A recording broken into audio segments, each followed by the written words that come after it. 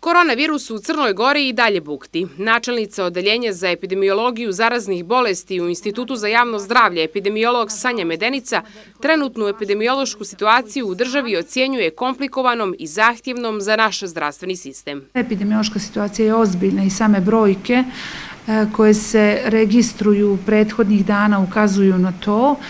Imamo velik broj registrovanih oboljelih, imamo lokalnu transmisiju veliku. Medenica dodaje da je u ovom trenutku veoma teško predvidjeti smirivanje i kompletno suzbijevanje oboljevanja.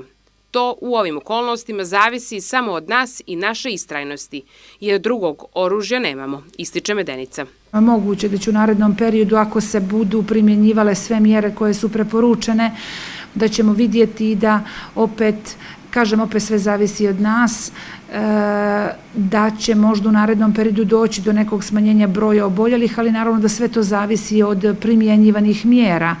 Znači ove male mjere koje stalno pričamo o njima, nošenje maski, držanje distance i lična higijena ruku i životnog i radnog prostora daju ogromne rezultate. Medenica se osvrnula i na strukturu zaraženih pacijenata. Prosječna dob do sada potvrđenih slučajeva oboljelih od koronavirusa u Crnoj Gori je malo manja od 43 godine i nešto je niža od prosječnog uzrasta oboljelih u državama okruženja. Najveći broj oboljelih imamo u dobnoj grupi od 30 do 39 godina, također 20-29, 40-49, kako ide prema starijim, za sada imamo smanjenje broja, što je jako dobro, što i mi smo težili tome i molili da čuvamo naše stare, a Boga mi se i oni čuvaju. Sigurno sam i kad prošetamo i vidimo da stariji ljudi pokazuju veću ozbiljnost prema problemu i da su oni ti koji se više pridržavaju mjera. 2 privatne crnogorske laboratorije uskoro će biti na spisku zdravstvenih ustanova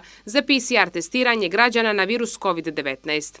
A zašto se još uvijek čeka na to, Medenica objašnjava da je neophodno da Fond za zdravstveno osiguranje sprovede procedure predviđene zakonom, čija realizacija podrazumijeva određeno vrijeme. Svaka laboratorijska dijagnostika gdje god se radi u Crnoj Gori nama će pripomoći.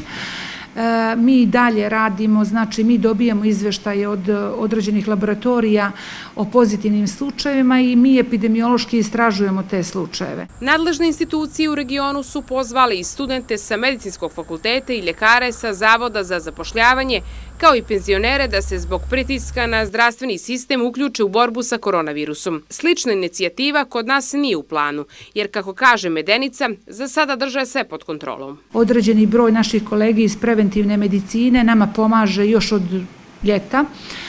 To su specijalisti higijene, socijalne medicine, statistike. Svi koji su iz instituta koje možemo da angažujemo, angažovani su i došli su kod nas u Centar za kontrolu i prevenciju zaraznih bolesti. Sa određenim edukacijama oni nama pomažu i pomažu znači ekipama epidemiološkim da bi to što lakše odrađivali. S obzirom da je koronavirus globalni problem, Medenica je poručila da ćemo ga se riješiti samo združenom akcijom svih.